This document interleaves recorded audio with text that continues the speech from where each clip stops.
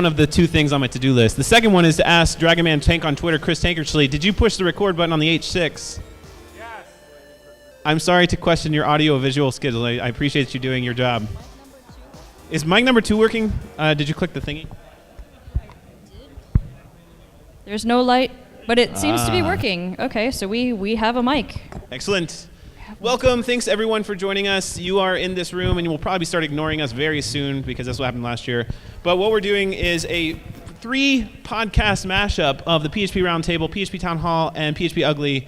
So with PHP Roundtable, you're used to getting these people talking around a roundtable and roundtable type discussions. You're going to get that. You're also going to get the random conversations that you hear from PHPUgly about doom and gloom and all that kind of stuff. And you're also going to get the drunken debauchery that you're used to hearing on PHP Town Hall. A little combo of all the things. So I'm Sammy K. Powers. I'm the host of the PHP Roundtable. Joined by... I'm Amanda Folson. I am one of the hosts of PHP Town Hall. And what's the name of that podcast? Yeah, I need more to drink.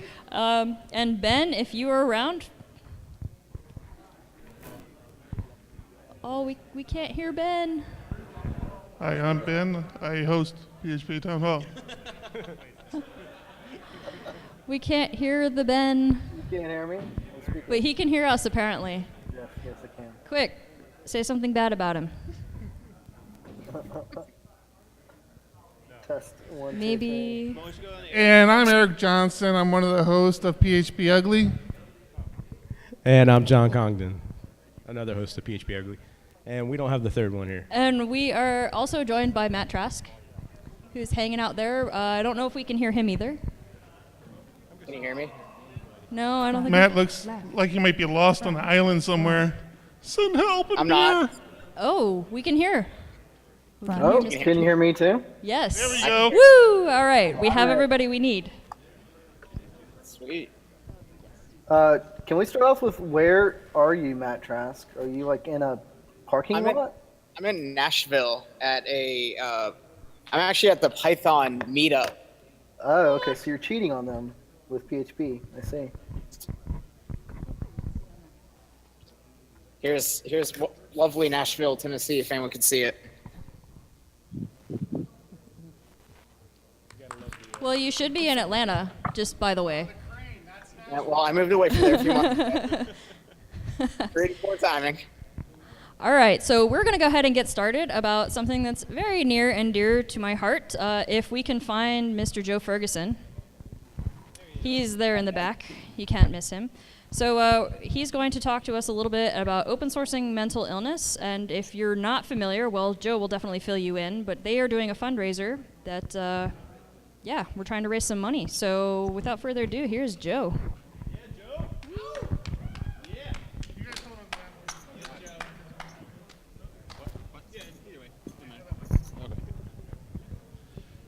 Hi, I'm Joe. I am a board member for Open Sourcing Mental Illness.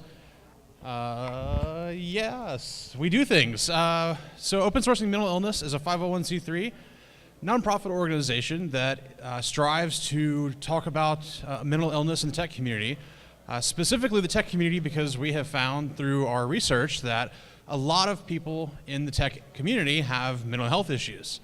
And a lot of them go undiagnosed. Our founder, Ed Finkler, has a talk that he's done that a lot of you have probably seen, where he talks about some of the things that he does and some of the medications he takes.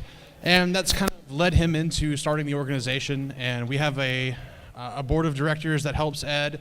Ed's about to go full-time working on OSMI now. So that's a really, really big deal. We're currently working on a fundraiser to raise money for this year, as well as raise money for Ed's salary now. So if you want to go to osmihelp.org/donate, you can give us all your money, or a lot of your money. Your pick. We also have some really cool stuff that you get for donating, such as red Laravel elephants signed by Taylor Otwell himself. Taylor just shipped those back to Ed, so unless somebody hijacks the shipment, we're getting those very soon. I maybe hijacked that shipment. Yeah, so tell us a little bit about some of the resources that OSMI has put out for people. So the primary resources that we've done in conjunction with some actual doctors, because we're just developers and what do we know. So we actually got in touch with some doctors to help us write 3 manuals or guidebooks or handbooks that we put out. One of them is an employer's guide to responsibilities around the Americans with Disabilities Act, or the ADA law, and their responsibilities around their employees with mental health issues. There's also a second guidebook that is the exact opposite, is an employee's guide for ADA law to their responsibilities to their employer.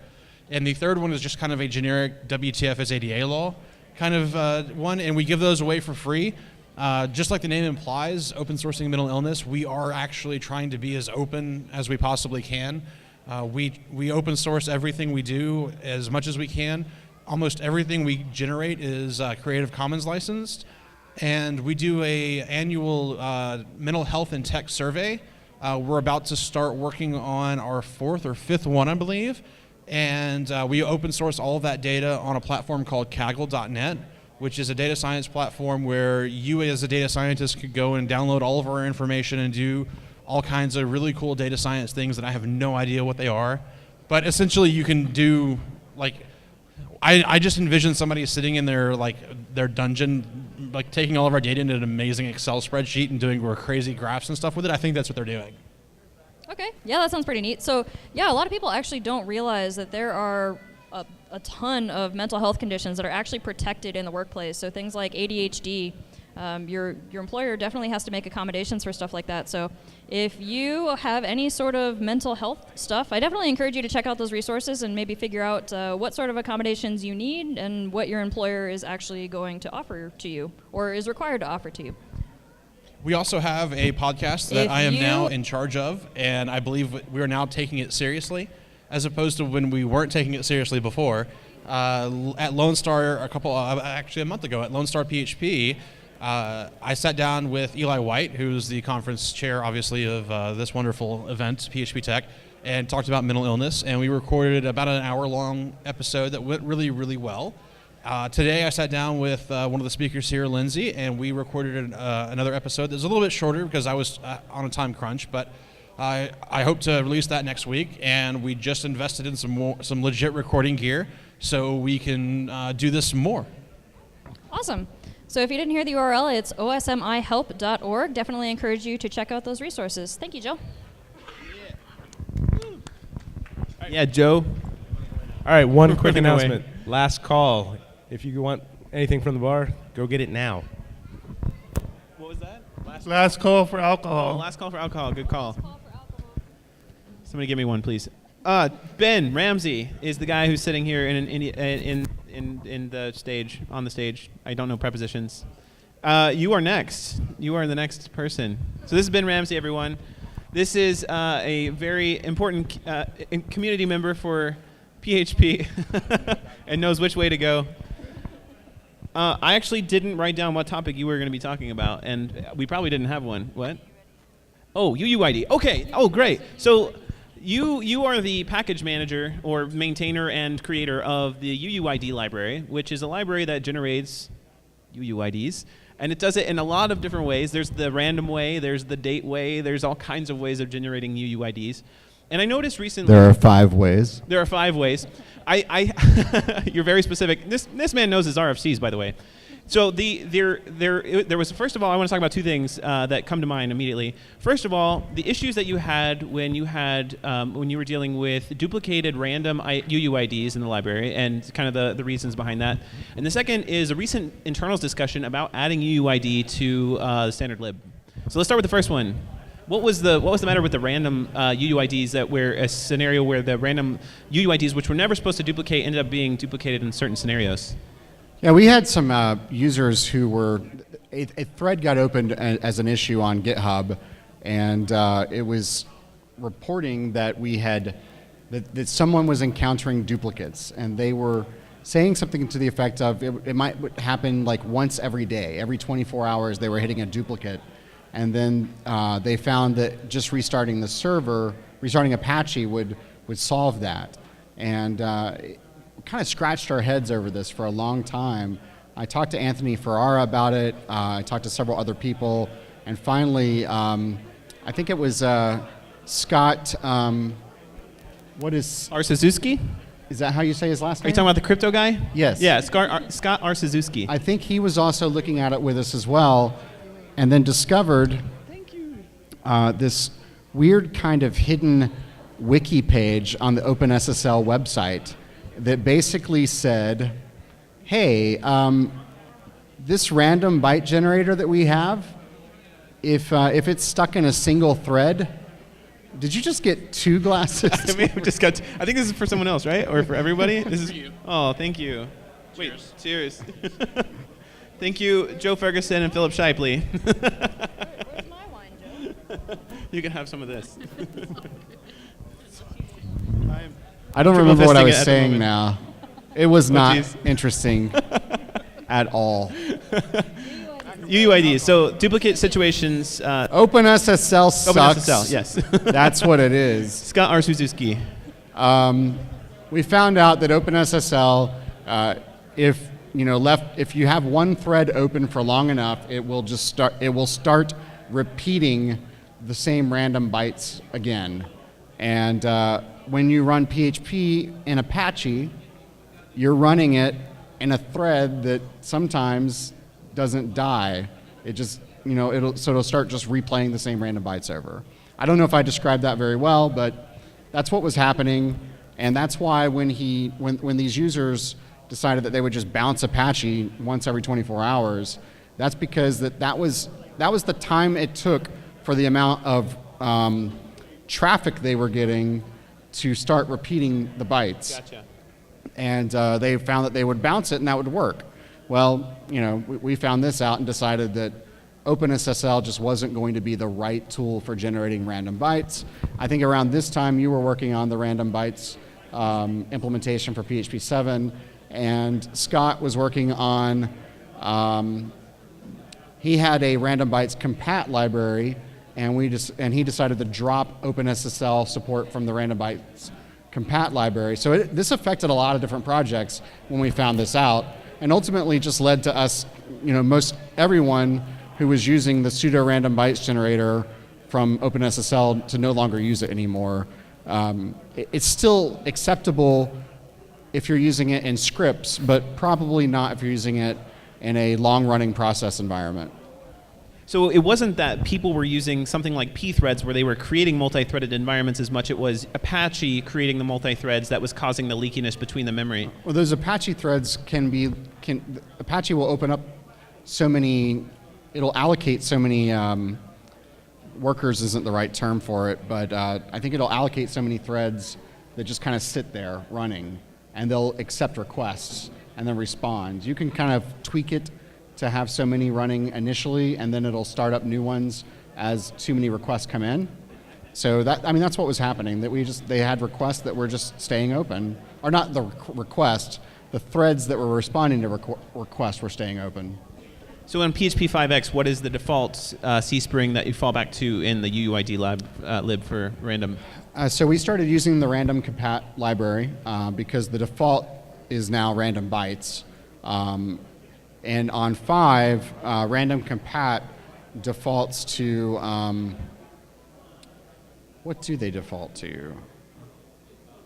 I don't know that off the top of my head right now. Does anyone know? I'm assuming it's probably mcrypt create IV or reading directly from dev/urandom. It falls back through a variety of things. I don't know what the default one is, but I know that if you have libsodium installed, for example, it'll use that, and Scott's working on getting libsodium into the core. So that's a thing now. So we've got a lot of cool stuff going on with regard to pseudo-random number generators and cryptography. And I think, I don't think this was necessarily a major factor in that, but I like to think that it helped contribute to an awareness of these things. Absolutely. Well, I would love to shift the conversation a little bit towards the recent conversations in PHP internals mailing list, which was somebody submitted a pull request to add UUID to the standard lib in PHP 7.2, I believe. So the question, I actually came to you a while ago asking, like, hey, have you thought about adding your library to standard lib before? And you gave some reasons I can't remember. But what are your thoughts on adding something like UUID to PHP standard lib? So I only found out about this yesterday because Marco Pavetta tagged me on the pull request, and I went and looked at it. My first reaction is, something like, this is bullshit, I have a library. That's like what's going through my head. No, I didn't respond that way, though. I was nice. He just said, take a look at this pull request at the implementation. And I haven't really been able to kind of go through the C source yet. The implementation will only do version 3, version 5, and version 4 UUIDs. He's not trying to implement version 1, which is the time-based one. And the reason for that, specifically according to the RFC, which he actually just wrote the RFC today and posted that. So that's on the PHP wiki now. He didn't want to do version 1 because of security and privacy issues. So a time-based UUID also puts in the MAC address of the machine on which it was generated. That's the last, most significant bytes of the UUID, and so that can be a privacy issue, right? The Ramsey UUID library allows you to specify that, so you can inject whatever MAC address you want, or you can let the system MAC address be part of that. So it's just helpful to be aware of, how they get generated when you choose to use a UUID, because it could have the MAC address in it, which may or may not be a big deal. Some people find that as a feature because, you could then, like if you knew the MAC addresses of all your systems, which none of us probably know that anymore because we're all on, instances that are short-lived, but if you did know them, you would know exactly what machine generated that UUID, if that were important. Anyway, so I took a brief look at it. I read through his RFC today. He does reference, my library. I think my main comment was basically, I don't see this as a competing thing. If anything, if this were accepted in, I would just wrap it with my library to provide the additional functionality on top of it, and it would, just be there would be another adapter for it. So instead of using random bytes, I'd probably just use the native UUID functionality for Ramsey UUID. But it also begs the question of, in a PHP 7 world, what is suitable for userland versus core? And a lot of userland code runs much faster than it ever did before, and we have the flexibility to make changes rapidly in userland code. And with semantic versioning, we're able to roll out changes, and people can kind of follow those changes and upgrade as they need to, or not upgrade. Whereas core will move much slower. And once something goes into core, it's harder to change any backwards compatibility in it. It becomes a different kind of beast. I certainly see that there's many times where I like the convenience of just pulling a UUID because it happens so many times in the projects that I use. But I can also see like you just said, that sort of slow process of getting things changed and always worrying about backwards compatibility like no other project on the planet. PHP BC is amazing. And the issue that you brought up about security is that, leaking the MAC address is probably something to be concerned about. Like unique ID, I know if you say more entropy, it leaks so much information about the system that in the past has been used as an exploit to exploit the random number generators in the past. So that's a very serious concern, and I think those things could be fixed much faster in userland. So do you think that this is something that, what is your prediction on whether this is going to get added to core or not? Or do you have a prediction? I don't have a prediction right now. I mean, looking at the comments on the PR, there were a bunch of kind of code review comments. No one seemed against it. I read the thread on internals. No one really seemed against it there either. There was some question about, does this belong in userland versus the core? I think we'd have to wait and see, how this matures, as the author takes feedback from people and implements that, and then kind of when it gets brought for a vote, at this point I really don't know. I haven't talked to enough people to know like how other people feel about it, or whether it would be a good addition or not a good addition. And there's already a PECL extension that uses libuUID. Now that can't be used on Windows, so this is more of a cross-platform thing. Under the hood, all it uses is random bytes.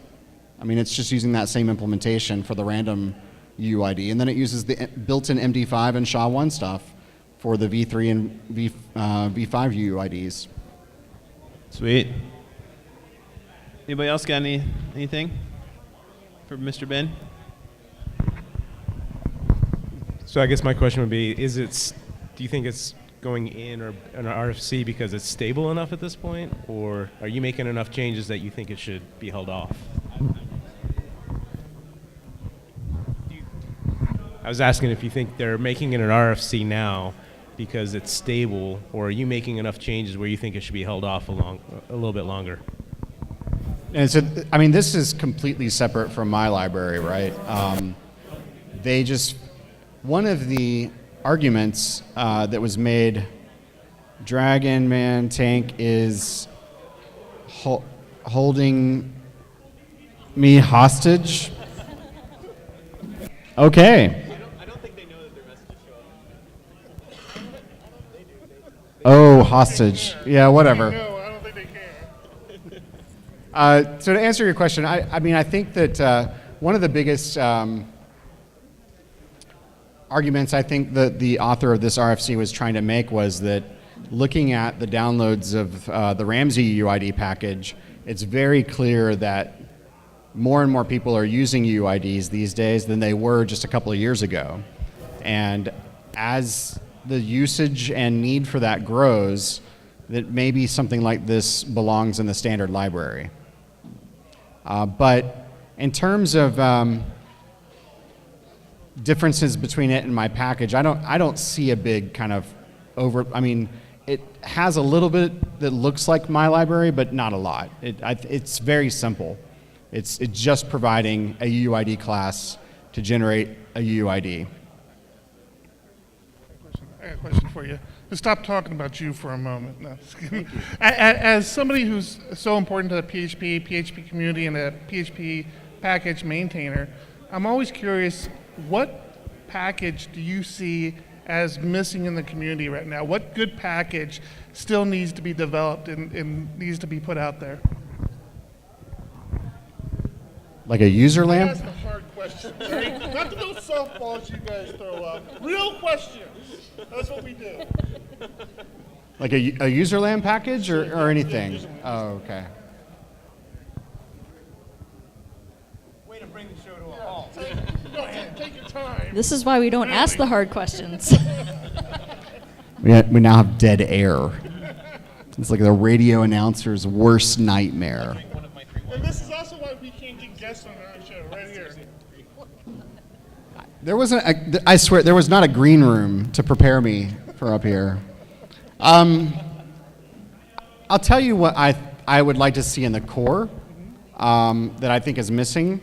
Okay. But I'm trying to think of some recent stuff I had been looking for userland-wise and couldn't find, and nothing's coming to mind right away. The big thing that I would like to see in core, and Sarah Goldman asked this question on Twitter a couple weeks ago maybe, like, I think she asked, what should I work on, is generics. Yes. I would love to see generics I in second the core. That. Cool, thank you. Thanks, Ben. You're amazeballs. Appreciate it. Thanks, Ben. So next up, we have Stephen Wade, who's going to talk to us. Yeah. I don't think he knew he was. But he's got a lot of really cool stuff going on, so he's going to talk to us about that. You're welcome to your drink, sir. He's not even drinking. He's not qualified to come up here. Yeah, everybody has a drink in hand, right? Yeah. You should. He's got to pop a cough drop. Would definitely love to hear about this awesome tattoo that you have. Oh, okay, yeah. That is my wife's initials in binary. That's awesome. So she used to be a math teacher, so she has my initials inside of an infinity symbol. So I wanted to do something that was kind of nerdy, but also me. I'm surprised by the number of people who actually know what binary is, but they don't know what this is. So. Yeah, no, I definitely knew it was binary. I just wondered what the significance of that was. So that's actually really cool. I was very nervous going into it. I didn't want to be one of those people who got like the Chinese symbol that means nothing. Yeah. And so I checked it with like many online resources. I wrote like a program to translate it to binary because I don't know binary. And then after I had like 10 sources that said this is all the same output, I was like, okay, I feel confident. Oh yeah, no, you definitely need to verify that stuff. I would have done the exact same thing. So you have a lot of stuff going on. So let's start with Upstate PHP, if you want to talk a little bit about that. So how long has that group been around? We've been around a little over 3 years. We started in, whatever year it is, -3. Now I can't remember. Math is hard. 2014, I That guess. explains why you can't do Yeah, I'd actually never been to a user group before, and so I kind of just got started. It was that whole thing like, right, if there's not one, you're supposed to start it. And one day, and I'm like shy. I don't know why I'm in front of everyone here, but I'm also like, I don't like to meet new people. But then Peer pressure? randomly, it just hit me. I was like, I kind of want to do this. And so I started the user group, and I knew 2 other PHP devs in my city that were good buddies of mine. And then first night, 18 people showed up. And so I had no idea we had that kind of community, which was kind of cool. So we've been going strong for a little over 3 years now. Just kind of keeping it consistent. I think Wait, there's some you found heckling him. going on. I thought he was missing. Yeah, ignore Is these it Matt? yahoos. And that yahoo Stupid just... Matt. You Southerners, just ruining everything for us. we have random guests. Say hello to Jock Woodcock, everybody. Hey, everybody. What are you all drinking? That's an important question. We need to know what you're drinking. We're dry right now. Yeah, we're kind of sober. I did hit the cocktail bar before I got here. He didn't tell me about that, so I'm sober. Absolutely unacceptable. I'm It disappointed. is. I know. Can you Very send us disappointed. something? Okay. Please help. Uber deliver us something. Oh yeah, that's a thing, isn't it? Amazon Yeah, do doesn't that. do alcohol yet. Jock. Okay. The hell. Back to I'll Upstate work on PHP. what we were trying to talk about before you hecklers got in the way. So roughly how many people do you have in the group now? Well, we have a lot of people in the group. How many people do we get to come out every month? Well, first one then the other. I think we have about 50 that are active in the online community. And we average somewhere between, I guess, 8 and 15 every month, which is good. We were averaging probably mid-20s for the first year and a half. And then for whatever reason, everybody kind of dropped off, I think one of our guys dropped off because he became a comedian. So as one does. you can't fault him for that. But yeah, no. If you ever come by our group, you may or may not hear about PHP. My philosophy is, which then is the group's philosophy, is PHP is a gateway drug, and so it's not the only tool in our belt. It's a lot of the times the first tool that we go to for web development, but web development extends beyond that. So we have a lot of front end talks. We had also a lot of comparison talks, like PHP to Ruby, PHP to Go, and PHP to a lot of them. I think what is it? I can't remember what it is now. They've all actually been done by the same guy, a good buddy of mine, Barry Jones. Every year it's kind of onto a new language. So every year around the same time in the fall, I kind of expect him to come to me and say, I found this new thing. And I'm like, compare it to PHP and come give a talk. He does. Elixir, that was what it was. Okay. So we had PHP versus Elixir. Awesome. So, been around for 3 years. You got quite a lot of members, and you just did a hackathon as well, right? Was that part of Upstate, or was that something completely different? It's not part of Upstate PHP, but it's part of another organization that I'm a member of and on the board of called Open Upstate, which started years ago by a guy named Benjamin Young, and he started it as a kind of a user group for people who wanted open data. Then it became a user group for user group organizers, and then it became this big vision that he wanted, and then he shared it with me, and then he just didn't have the time, so we've kind of passed the torch a little bit. But our vision is to kind of be facilitators in the area, and kind of, we don't want to be everything. At one point we wanted to be everything for everybody, and now it's kind of like all these other organizations kind of have their niche. We have Code for Greenville, which is a member of the Code for America Brigade, and they're doing a lot of kind of great things in our city. But we at Open Upstate, we want to kind of facilitate them. We want to be able to fill in the gaps where need be. Part of it is something we want to work towards, is becoming a nonprofit organization and actually being able to take monetary donations and support other groups, to where like if the user group drops off, instead of just letting the group die, we could actually have somebody come in as the organization and keep it going for a certain period of time. So this was kind of our first event that we've organized with that. And it started out as a conversation of, hey, maybe we should participate in Open Data Day. But nobody was available, and it was coming up, like, I think in February, and we were like, holy crap, it's actually kind of like in 2 weeks, we can't put this together. And so we kind of said, we picked a date in May, and then we, from there, did a 2-track session, actually. So we had open data folks doing their hackathon, and we also had another group working with SC Codes, another organization that teaches people how to code, and this was kind of like their graduation. So they came on, and they actually learned how to commit their first pull request. Oh, that's awesome. So is the SC Codes thing, I know the South Carolina government is doing a lot with like software and promoting people learning about code. Is that related to that at all? It is, actually. Okay. So they actually got a grant from South Carolina government to run their first pilot year this year.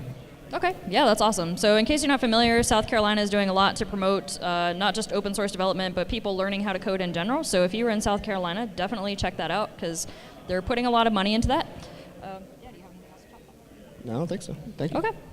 Steve, where'd you get them there fancy socks at? They came in my little swag bag. I don't remember whose socks they belong to, but SiteGround, the SiteGround socks. They look amazing. And I just now, a few months ago, I was like, I graduated from like the, 6th grader high ankle white socks to wearing funky socks, and I like it now. So. Yeah, no, Nice. I'm also on Team Funky Socks. Oh yeah, Team Funky Socks, There Cookie we go. Monster. There we go. Duck Hunt shoes. Ooh, are you cereal? Yeah. Cereal. Oh, look at that. Duck Hunt, indeed. The little dog is on the side. And the dog on the side. Oh, that's Aw. Does it say game over on the bottom? Game over. On the bottom? Yeah. Wait. I don't know if You should see it to the GoPro. Maybe the GoPro will show. There we go. Game over. So you've got Vans on though. So like I recently just recommitted to Converse. I was like, I want to be a Chucks guy. And so finally, like a couple months, I was like, I'm going to be a Chucks guy. So I've got 3 pairs of Chucks now. So I do both. I have a lot of like really crazy Converse stuff. So I think my favorite, I have these Andy Warhol ones that have like the Campbell Soup logo nice. on them. They're amazing. So those are my favorites. And then I have really weird Nintendo Vans as well. So weird shoes, weird hats, weird socks. I'm all about it. Weird community. Yeah, that's actually very, very true. Well, thank you so much for taking the time to chat with us. Is there anything else you would like to talk about? I think that's it. Thank you All for right. having me on. Yeah, thank you so much. Yeah.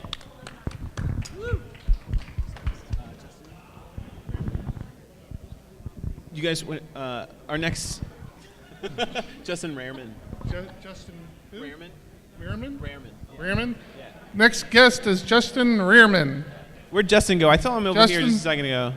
He might have left the building for a moment. We can go to the next person. Jason. This Jason. Jason. We know this Jason. This Jason should come up. Come on, Jason. You're standing there, you're looking a little lost. Jason McCreary, right? Need a Am I friend. saying that right? That's right. I go by JMac because there's J-Mac, that's right. yeah, JMac because exactly that reason. There's like 100 other Jasons. So what you been up to, Jason? I started a new job actually, consulting Yeah? with one of the pizza companies, international pizza companies. Yeah? It's fun, but it's I hear you've been getting some things done? getting Huh? some Yeah? things done. Yes, See? yes, See, separate that's from the new job. showmanship Yes. right there. You need to understand. Thank Yeah. you. Thank you. Yeah, it's I had a release of a video series on Git. Obviously, the topic's been covered, but I've kind of been on a mission, I guess, the last year to help people get more like empowered with it. Or I think, as we said on the chat, Layer Chat Live. Layer Chat Live. That's right. Yes, placement. Get comfortable. So, but yeah, basically, I feel like a lot of developers are kind of just scratching the surface with like git add and git commit and these like steps that they memorize, and that's about it. What's he giving me trouble about? You should buy Laravel Shift. Thank you. More product Jason will placement. pay me later. So yeah, but anyways, basically, yeah, instead of just kind of like memorizing git commands, you can kind of go in and learn all of them. Thank you for not missing that one important F in that last message. We all appreciate it.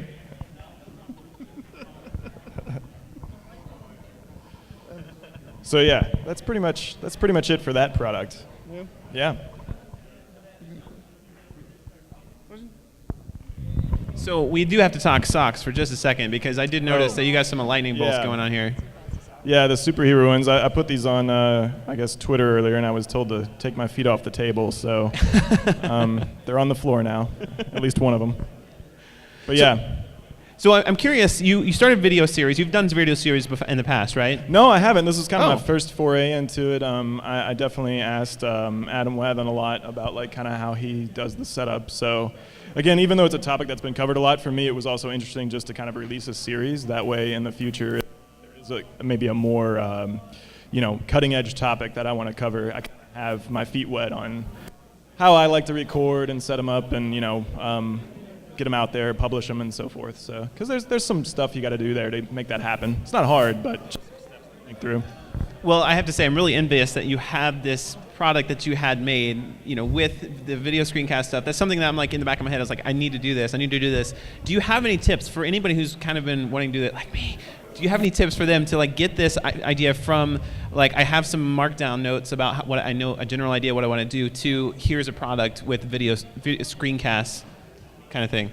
Yeah, I mean, with any product, I actually really enjoy talking about product development. I guess I have a lot of strong opinions about it, but I guess the simplest thing is really, or the easiest thing to say is really just to start simple. So it's very easy initially to really overthink it and think like I got to have the entire curriculum and I got to have everything scripted out and I got to like know my video format and what am I going to record, and like in this case I want to get my terminal all perfect. Like, just don't worry about those things, just kind of start recording and start playing with it, because like I did that for about a month where I tried to think through all the different scripting and exact curriculum and the order of every video, and like finally I just said I'm just going to go in a room like Saturday, start recording several of these things and just kind of get a feel for it.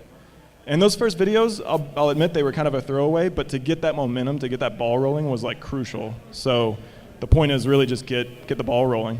Just start on it. Yeah, just start on it, and I think it really flows from there. It's kind of the snowball effect. It's like brainstorming they teach you in school to just start writing, and then it eventually becomes something, right? Exactly, yeah. Do you have a good rule of thumb when you're trying to teach something on a screencast where you don't want to get too involved? Like, because you probably know the in and outs and the caveats and all the roads you could go down when you're teaching something. Do you have a good rule of thumb of like, okay, I'm only going to give them this much because this is as much as any human mind is going to be able to take, versus I'm going to show them all the things all at once and make them overwhelmed? I definitely have that problem sometimes, and I think for the video series, the Get series especially, like I would write a lot on one command, and then I would go back and divide that up into kind of maybe more of the advanced options, for example. So like git rebase, I just covered the basic git rebase to kind of update a branch, right? And then I put all the other things off, like the different commands or like the interactive rebasing, to kind of more of an advanced video or like a part 2 video. And I think that helped. But initially, again, just kind of to get that ball rolling, I just kind of wrote down everything I thought, was kind of cool and helpful about Git Rebase, for example, and there it was. I'm new to Git Rebase. I watched Sarah Goldman do some Git magic, and when she fetched from upstream and did a Git Rebase instead of a Git merge, which is what I always did, was a Git merge. Yeah. I was like, oh my gosh. So ever since I've seen that, I've done a Git Rebase instead of a Git merge. Yeah, I think there's, for that specifically, I think there's some, I guess, dogma or, holy wars about like which one you want to do. I'm more in the rebase camp, just to put that out there. But it's definitely like one of those tab spaces arguments, like, oh, do you merge or do you rebase? And there's definitely an it depends scenario, but for the most part, development work to update, I'm more of a Git Rebase fan. So, but that particular video, Git Rebase, I will say is free, by the way. So if you want to get a sample of the video series, just because Rebase again is a command that I think is kind of one of the more complex ones, especially interactive. There's a lot of steps to it, and it can be intimidating at first. So that one's available for everyone.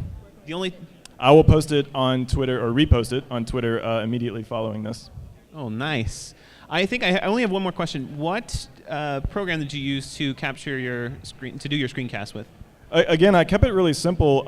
So I have Mac OS, and I basically just started out with QuickTime and just did that for the audio recording, and actually did that, I think, for the screencast as well. But in the beginning, I mean, I was asking Adam, I was asking Jeffrey, I was asking all sorts of people that did videos, oh, what do you use, what do you use? And they all kind of, a couple of them had the same thing, and then some of them were like, oh, I just use this, and then they changed it later, and when I asked them again, and I was just like, I'm just going to start with QuickTime. So It covered it for me, and I think it did fine. The mic was important, you know. At first, I kind of used my headset, but then I bought, you know, like the Yeti or whatever, and that ended up being fine. Acoustics are interesting, so I made my pillow fort kind of thing. That was on Twitter at one point.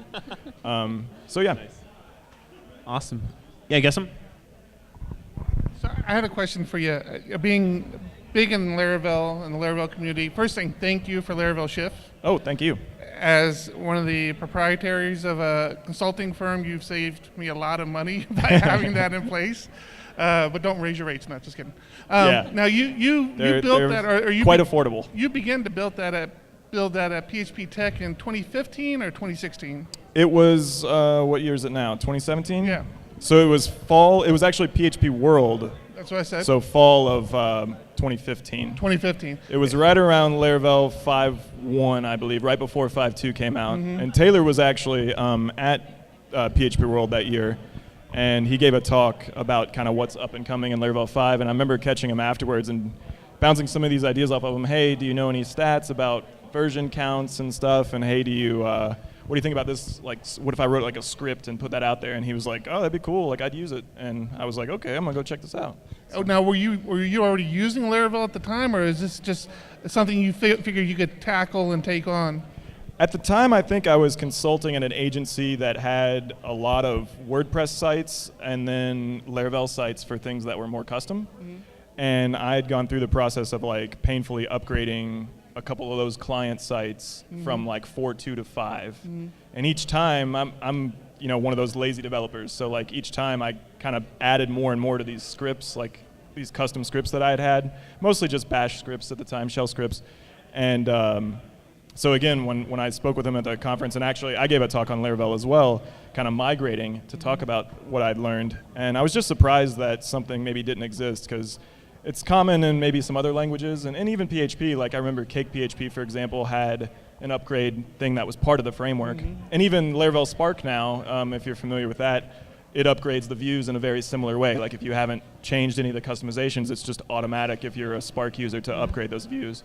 So, you know, these are things that exist. Yeah. And I just thought, well, let's do it for the app code too. So. Okay. Cool. So that was 2015. 2016, let's be honest, you slacked off a little. I did slack off a little bit. More with conferences, so I spoke at several conferences in 2016. Right. So 2017 is coming up. Any big plans? I was hoping to go full-time this year, but I couldn't turn down all that pizza money that was coming in, so I'm staying with the full-time job for now. But maybe 2018, my goal is to revisit some testing frameworks for PHP. That's kind of my stretch goal for the fall. I've had a BDD, I guess, testing toolkit, you could say, kind of spec-based. And I know some exist, but I feel like it's something that just never got revisited in PHP and never really gained traction. So I'm thinking of maybe doing some free videos and kind of touching up that topic and seeing what's up. What's Matt giving me shit about now? PHP unit. Oh, yes, PHP unit is absolutely awesome. I will say, and obviously I use it for a lot, but I think there's a different paradigm that's out there that has its own use as well, and it's not necessarily needing to be like a competition. So I don't know. I'm trying it because I really enjoy that style of tests in other languages that I write. There are other languages than PHP, unfortunately. Sorry, guys. But yeah, so you know. Cool.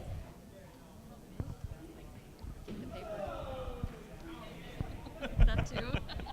Thanks so much. We really appreciate all the advice you've been given. I'm going to steal your advice for the screencasts and stuff. Just getting into it and just doing it. Oh, it's totally fine. I'm going to go back to Congdon now. I appreciate it. Yeah, absolutely. Do you have any final last thoughts, parting words? No, I definitely would enjoy to speak on other podcasts, maybe about more general topics. Like I said, I've been doing development for almost 20 years now, so I'm really interested. I've built probably a dozen products over the years, so I love speaking about product development and just ways to make that faster. Actually, when I get back to Louisville, I speak at a local conference on those topics. So it's kind of a new area that I like speaking about. So You're from Louisville? I'm from Louisville. I'm from guys. Lexington. I grew up in Lexington. Oh, so I was asking on Twitter the other day if anybody wants to ride with me down here. It was like an absolutely boring solo ride, especially with all the rain. Like going through Chattanooga was terrible. So. Oh, no. Well, I live in Chicago now, but I grew up in Lexington. Okay. So Okay. I spent a know little how time to in pronounce Chicago. it properly, Louisville, There instead you go. of Louisville. Yeah, Lexington's not. Oh yeah, Louisville or Louisville. That's the worst. Don't say that. Louisville is fine too. So. Thanks so much for joining. Thanks, guys. Really appreciate it. Jason? Absolutely. Jeremy?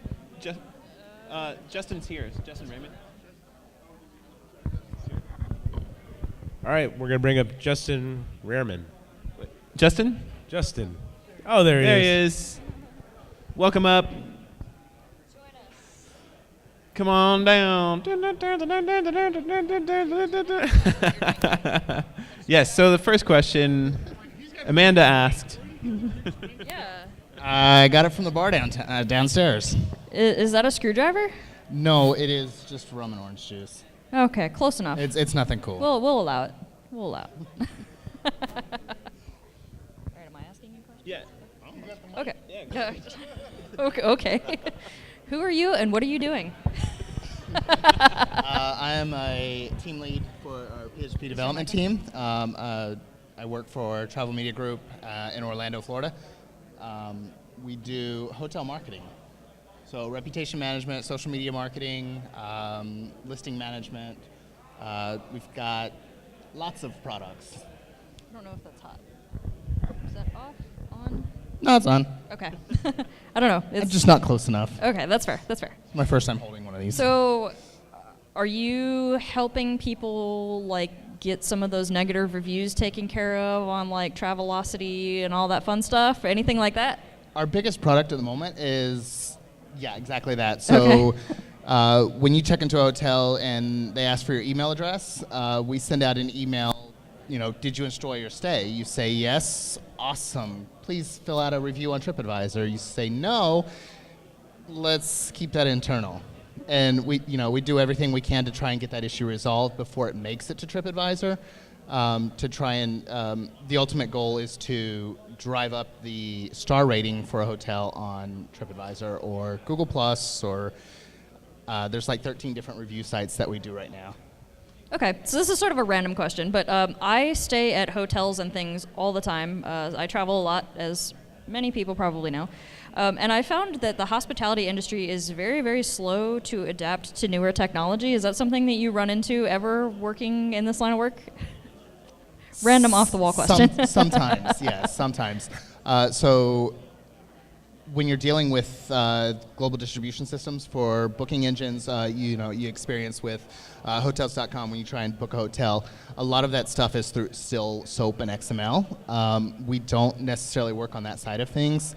So a lot of the products that we deal with are, standard REST APIs that are custom built for exactly what we're trying to do. Okay, is the SOAP XML thing, is that because they maybe have some compliance thing that needs WS security, anything like that? I'm not sure. Not sure? Okay. I'm not sure. I know but that's I wish, definitely I a thing wish with those banks. compliance things would change. Yeah, don't we all? You ever worked with HIPAA compliance? Because that's by far the worst thing I've ever experienced in my life. Not in my current job. Okay. I used to work in a mental health drug rehab facility for the Department of Corrections in the state of Florida. And in that position, yes, we dealt with HIPAA a lot. Yeah, I definitely don't miss having to deal with that. I don't know if anybody else out there has had to deal with that, but it's not fun. Or PCI compliance. Compliance in general is just terrible. Necessary, but terrible. No, especially HIPAA, because they even mandate what you're allowed to talk about with your coworkers. I think Mr. Trask is signing off. See you. Oh, he's down there too. We saw him close. I think Ben is talking, but I'm not sure. Yeah, we should hear from Ben. Why haven't we heard from Ben? I don't know. I don't think he's... Ben, do you have any questions? I think there's really bad lag. Can you hear me? I don't think any of us heard a word of that. Can you repeat it? Yeah, just type it. It's easier to read. I was just saying there's really bad lag. Bad lag? If you could hear me, which you can't. So we still can't understand. So if you could if you wouldn't mind, just copy and paste an answer from Stack Overflow and paste it into the chat. We'll be able to understand that. Yeah, that'll go a little bit there. Get it? Because we're PHP developers. That's not true. Take that back. PHP only sucks when you're doing it wrong. So Justin, tell me about your experience here at PHP Tech. I know you've got some other conferences planned this year. What's been your experience so far? I have conferences planned for like 10 years now because this is my first conference outside of the drug rehab and that sort of situation. So the community here has been fantastic. Samantha's talk this afternoon, she commented on a lot of people, and I've noticed that a lot of the people have kind of given me the same experience on my first go around with this. So I'm definitely trying to get back to PHP World in November and Sunshine PHP in January, and I've even got plans in the works for PHP Tech again next year. That's awesome. So this is your first conference ever outside of the world of what? Outside of being a vendor at a conference. Okay, cool. So if there's somebody who's maybe really wanting to get involved and wanting to go to a conference and maybe has some like little anticipations about that, do you have any advice for them? Just like what they might be able to expect, just kind of relieve some of that, the unforeseen stuff that might be kind of fearful. So the way that I came about this has been kind of hectic. Just in the last 3 months or so, I've subscribed to 6 different podcasts, and I got a 3 of which you're on right now. Yes. And then I've been anti-Twitter for a long time, and this conference has gotten me to sign up for Twitter, so definitely check out Twitter. It's amazing. And then, Reddit has a lot of information. I know Reddit can sometimes be kind of cancerous in some situations. But yeah, the biggest thing is talk to people, get out, meet people, try and, introduce yourself to the rest of the community. That's great. And I know there's like a lot of different people who maybe aren't comfortable approaching people, and they've been posting on Twitter like, hey, just come to me and ask me, like say hi and stuff like that. And I feel like that's been a pretty cool strategy because they've been getting lots of highs from people, which is kind of cool. So I guess conferences are pretty good for, like whatever kind of social situation you're in. Like everybody, I feel, hey, I'm just going to put this out here. I'm awkward. I love the awkward turtle. I find the awkward turtle very comfortable. So like when I go to a bunch of nerds, like. See, you're doing the awkward turtle wrong. You're supposed to do it upside down. Oh, upside down. That's even more awkward. Yeah. Your turtle's not awkward unless it's upside down. Because That's true.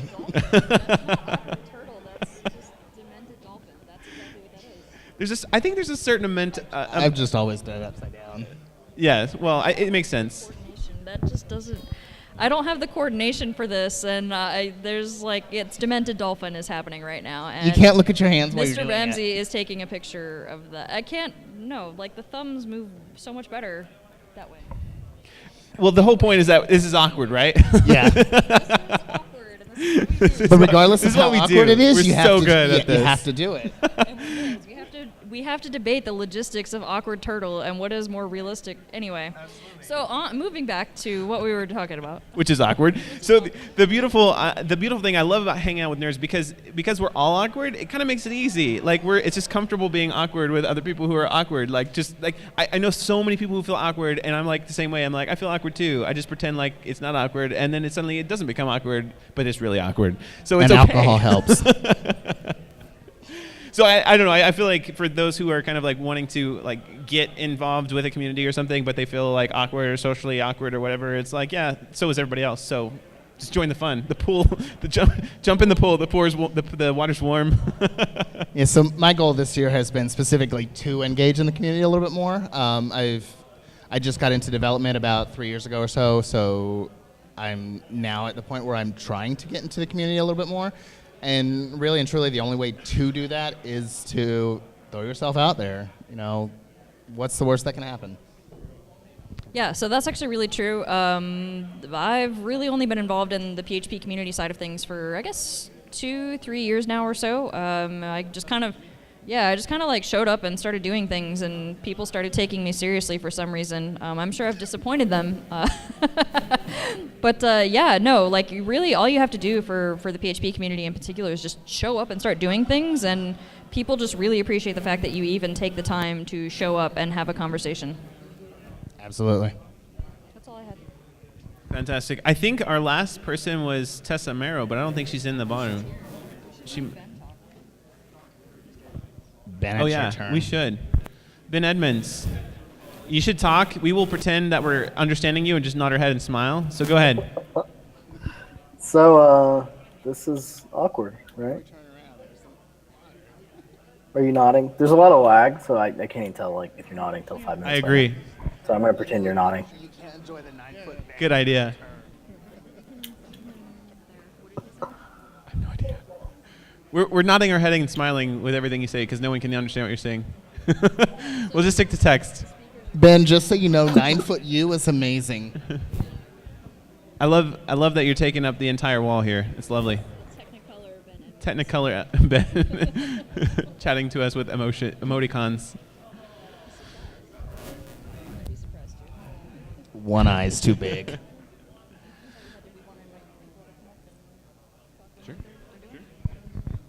Okay, so I don't know who out there in the crowd is still listening to us. If you have stuck around this long, all right, we got a few. Thank you so much. But we would love to invite any of you to come up here and talk a little bit about what you're doing with PHP, the community, or anything in between. Joe, are you volunteering to come up? Are you coming up here, or are you just thumbs upping? I guess Mr. Ferguson is returning. Joe Ferguson is bringing his computer for a second round of the PHP Town Ugly Hall. Is that what it's called? We could do PHP Round Ugly. PHP Round Ugly Hall. We all start with PHP. That's the important part. So I feel like that's inclusive, right? Oh, you were reviewing your pull request. That's very responsible of you. Wait. Did your GitLabby thing get merged, by the way? No? I haven't heard about that yet. They haven't declined that yet. I should probably talk that into a Did you? Sorry, yes, I submitted a GitLab merge request. It's not a pull request there. It is a merge request. Did you get rebase? I did not rebase. I did get a shiny sticker. It is right there. It's pretty awesome. It's a hologram. I think you should send a rebase request. A rebase request. Do they take? That's not even a thing, man. It should be a thing. Rebase is better than merge. Oh, hey, look at that. There's another sticker. And Joe Ferguson now has a PHP Ugly sticker. I have a PHP Ugly sticker, yes. Congratulations. Is it based on GitHub? Oh, yes, you can rebase Justin on says you can sticker? rebase What? on GitHub. Sorry, yes, I was in the middle of a pull request and also talking conference stuff with Phil, so... you wanted me to talk about actually something. I was just up here talking and raising a hand because Amanda said something. Samanda? Sure, why not? Yes, so I was up here talking about OSMI earlier, and we have not had any donation requests come in, so I'm going to talk about OSMI again. Just kidding. Open source projects. I would like to talk about the open source project and to prophesize our Lord and Savior Vagrant. Oh dear. So this is great. There needs to be a Dragon Man Tank on Twitter coming up here to talk about Docker and versus a Vagrant. This should be a legit thing. This could outlast too long. I don't know that we want to go that far. AV guy. Oh, he's got his own mic. He's in control. Him and Tim Little. We can't hear you. Stand up when you talk to me. Tim's like, I have no control over this. Don't say that to my knees. Joe is wrong. Okay. Just in general. Why? No. Wrong. It's not even how you say my Let's name. avoid this as long as we possibly can. So wait a minute. Okay, so just to be clear, just to clarify, Joe Ferguson is one of the maintainers of Laravel Homestead, which is Vagrant Box, and a lot of people use it. Excuse me, it's not just a Vagrant Box. It is the artisanal development environment. Yes, that's exactly what I meant to say. It just came out wrong. But Dragon Man Tank on Twitter, Chris, what's your last name, Chris? Jesus, Chris, Sammy. Tankersley? Chris. Thanks, Joe. Dragon Man Tank. Chris, Dragon Man Tank. Gosh, I don't know what's happening. I know I just said it like tankersly. So this guy wrote Docker for Developers, a book about Docker, and is the go-to person about Docker in this room at the moment. So why are you better? Why are you better than him, and why is he better than you? Has Joe written a book? You what? Has Joe written a book? Hey Joe. Them's fighting words. It's not my microphone. You'll have to deal with Heather and Eli if you drop it. The question is, have I written a book? I have not, in fact, written a Docker book. Oh. Have you written a Vagrant book? I have not written a Vagrant book either because I'm too busy building shit and making money. I do the same thing with Docker. What did you say? I do the same thing with Docker and have a book. I win, I think. This conversation is going well. It's not going well at all. I love you, Joe. PSR 8. I told you this wasn't going to translate well. PSR 8, you guys. PSR 8. That's the huggable interface. The huggable interface for hugging. Which I'm pretty sure we're abandoning, right?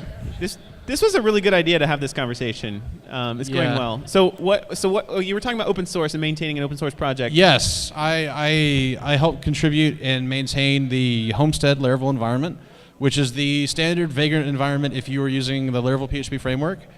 I am a big fan of Vagrant. I cut my teeth on it in the wee early days before Vagrant was really any good. So I feel like I earned my stripes in the trenches of Vagrant when it was terrible, and you can pry it from my cold, dead hands. Just because I have lots of hard drive space, and the Docker people hate on me for all my hard drive space. That's actually what Chris's problem is he just hates that I have a large hard drive. I'm going to point out that Joe has purchased my book twice. I have purchased his book twice because I feel bad for his wife.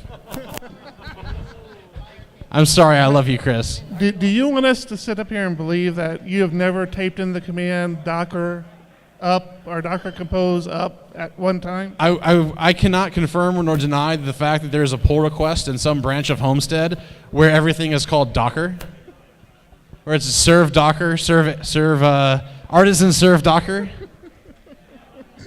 I have some amazing contributors to the project. I hope he eventually sees this. I hope this episode makes it out past this show because Roberto Aguilar, if you can see this guy is awesome. He helps me contribute to Homestead. He is a developer down in Mexico. Yeah, see if you can get this, Tim. If you can, no big deal.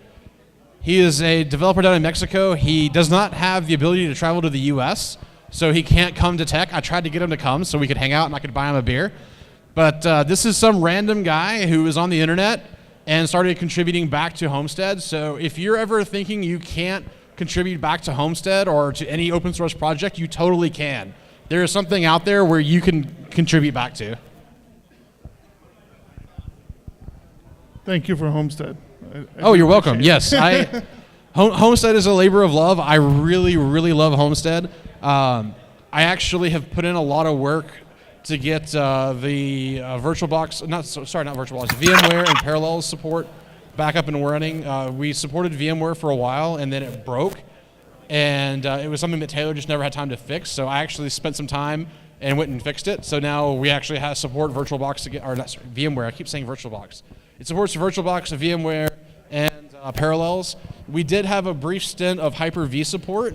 And Hyper-V is really, really awesome. It's the fastest I've ever seen Homestead run, except that Vagrant likes to break things on Windows. So every other build, something horrible would break, and I just couldn't fix it because I'm not a big enough Ruby developer. So it was kind of frustrating, so I had to drop support for that. But we'll see if I can get it back. Hey, Ben has a hot dog hat. Ben, I can see your wiener. It is quite magnificent. Thank you again, Mr. Joe Ferguson. Yes. Really appreciate it. Round 2 is always good. So we are kind of running close to time. I only know that because my GoPro ran out of memory. But I would like to, if I may be so bold, to, hey, Derek Rathons. Derek. Hey, Derek. Would you like to come up and talk a little? You would not like to talk a little bit. I would love to have you up here if you would love to. I kind of knew that was going to happen, but I thought I would try anyway. It's always good to have Derek on. This man's such a genius. So Does anybody else have anything they want to add? You guys haven't spoken much. What's up? This is pretty much how our show goes. We just yeah. There's a lot of editing, not a lot productive said. What? Not a lot of productive talking. I got a question for you. How long, of all of us up here, you've definitely been doing the podcast thing the longest. How long has PHP Town Hall been going for? Ben, how long has PHP Town Hall been going for? I'm sorry, PHP Roundtable. Oh. I am curious, though. Well, we could fight, actually, because who started first? Did he answer? Oh, did he say? an answer? Did anybody understand what he said? Fight. Oh, fight.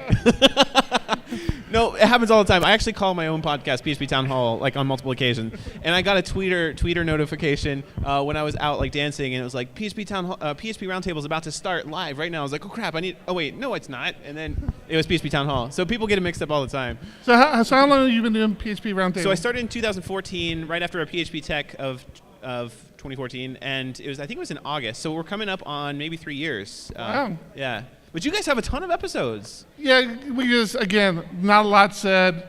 We just record a lot. That doesn't mean anything. You've had a lot of, just about everybody in the PHP community you've had on your show, though. I would love for that to happen, for everybody in the community to eventually be on the PHP Roundtable. That'd be awesome. It's definitely one of the goals. I think Ben just posted you guys have been on since. So yeah, I guess the first episode was in October of 2012, and Taylor Otwell was the first guest.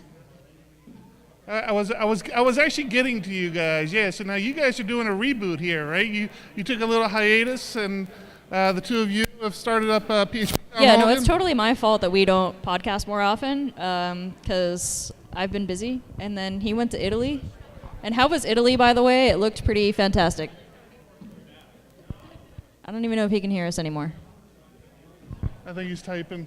Okay. That was a long wait for two words. I can't even tell what that is. It looks like fire. I don't know. Was that fire or was that an onion? Was it onion? Was it lit as onion? Okay. Well, we're happy to have you back. So I think you can tell that we got a bunch of hosts trying to interview each other, and we're like, enough about me, what about you? Enough about me, what about you? So it's like, it's not really happening. So PHPUgly, how did that get started? I think the story I normally tell people is all three of us there are three of us typically, and we were all in the same user group. We would typically meet up before our user group and have some beers and just start talking about what's going on in tech, what's going on in PHP, and other members would come and just kind of giggle and like, you guys need to start recording what you're saying because you're idiots and other people should know about it. And so we're like, sure. That's awesome. and he's the quiet one, obviously. I'm the quiet one. Yeah. All right, so is that it? Are we done? I think we're done. That's been a lot of stuffs and cool. A lot of things and a lot of people and things and stuffs. Does anybody have any final thoughts on the inner tubes? Or thanks everybody for another great PHP Tech. I had a fantastic time. I look forward to next year. And I have stickers. If anybody wants a sticker, feel free to ask myself or John. And we got stickers. All right, people are excited about stickers. Thank you so much for listening to us blather at you for over an hour. Thank you for sticking with us, and thank you for listening to everybody who's going to listen to this in the future. And just as I predicted, last year we had a bunch of people in the room who are playing games and not paying a single bit of attention to the people on the stage, which is exactly how it should be. That's exactly how it should be. This is typically how our show goes. People just don't pay attention. Exactly. We just kind of like background noise. It's great. It's great. But I would say this year there's been more people paying attention than last year. And last year, every time there was somebody would say something that would be like kind of, agreeable, somebody would like win something in a game and you would get this whole section go cheer and they'd be like, yeah! And we'd be like, they're not even paying attention. So, so I think this year we didn't even have that going on, but we had more people paying attention. So thanks so much for joining us, and we'll see you folks in the next episode. I'm John Congdon. I'm out.